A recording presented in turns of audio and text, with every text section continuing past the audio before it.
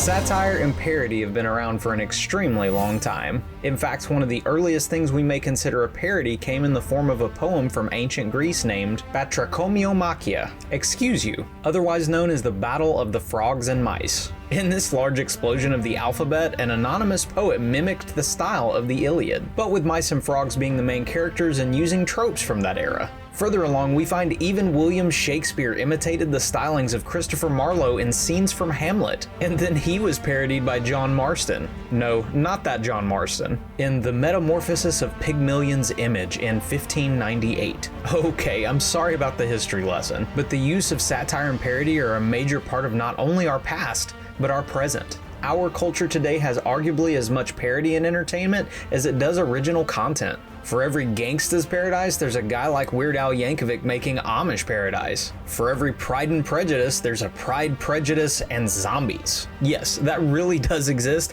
and you should check it out.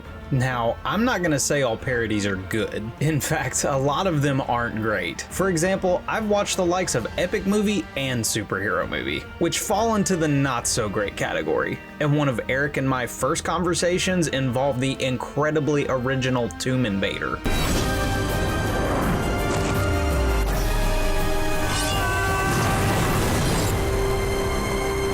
The good thing is, while there are movies that fail to reach expectations, there are some pretty amazing parody movies out there. My top 3 have to be Spaceballs, Robin Hood Men in Tights, God bless you Carrie Elwes, and more recently the Johnny English movies. There are countless others we could talk about here, but there are tons of examples of how to do a parody in a way that engages the audience both with a laugh and with an original idea. Now, video games haven't come as far as other media when it comes to the concept of satire and parody. There are just a few I can think of, like the Saints Row series, and they classify as such because they follow the most important rule of satire and parody: imitation. It doesn't always have to be comical, although Saints Row is incredulously hilarious, but satire or parody will always find a way to mimic its source material, and that would be where Gods and Monsters comes in. I mean, Immortals FENYX Rising. Anyone else still getting used to that change? I've been observing this game for quite some time, and it seems to have some of the same properties as parodies while offering satire and commentary, yet still being its own thing. I took the time to play the demo for the game on Google Stadia, which I guess is somewhat a parody of gaming consoles. I'm putting too much thought into this one,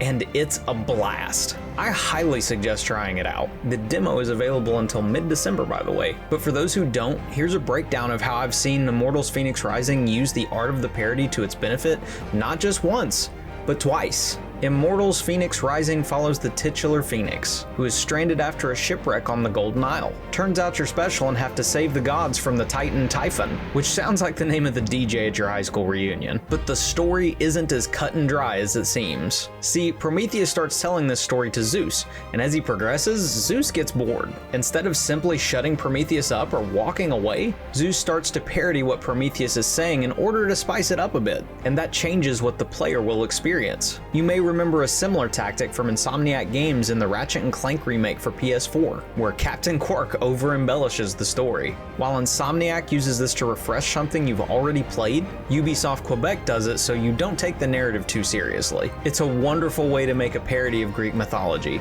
and it's hilarious as well. The second way Immortals FENYX Rising fits the satire and parody mold is the gameplay. As mentioned before, satire and parody is also the imitation of genre or style, and the way you play Immortals FENYX Rising can fall into that category. If you've ever played The Legend of Zelda Breath of the Wild, you're going to recognize several of the gameplay mechanics used in Immortals FENYX Rising. I'm not saying Ubisoft Quebec copied the concept or anything, but if something works and it helps sell 20 million units of a game, it may be worth investigating further. Just watch this gameplay. You'll be gliding and climbing and fighting and doing a lot of stuff that's going to be familiar. And the Vaults of Tartarus or the Magnesis powers? Yeah, I have no idea where I've seen that before. The developers also utilized mechanics from their own game, Assassin's Creed. This game was literally born out of a bug in Assassin's Creed Odyssey, so it should share some similarities. Just look at the inventory system, or the trusty mount that appears at a whistle, or the way the boss fights work. It's like they were ripped straight from Assassin's Creed Odyssey.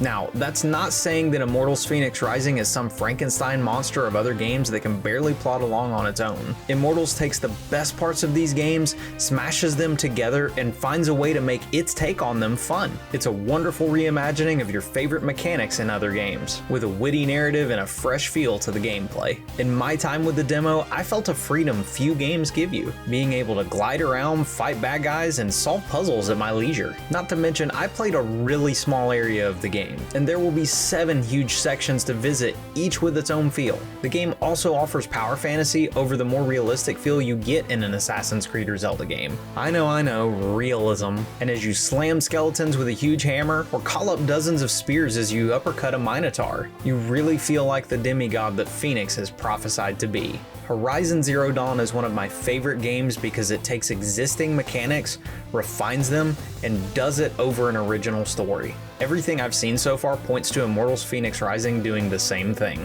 and I can't wait to put a bunch of time in and listen to Zeus make up silly beasts for me to fight. Just because a game uses forms of satire and parody doesn't mean it can't be unique or enjoyable, right? So remember, whether you're sharing a meme, watching Saturday Night Live, or playing Immortals Fenyx Rising, you're actively participating in one of the most fun forms of culture, satire and parody. Immortals Fenyx Rising will be available on, well, just about everything. And if you pick it up on PlayStation 4 or Xbox One, you'll get a free digital upgrade to the PlayStation 5 or Xbox Series copy. Thanks for watching. If you want to share your favorite Zeus quips from the game with me, look up SplitEnd89 on Twitter. Stay glued to that screen, folks. I think Wade Ronspies has a rubber chicken and a kazoo in the back, raring to go in the next segment.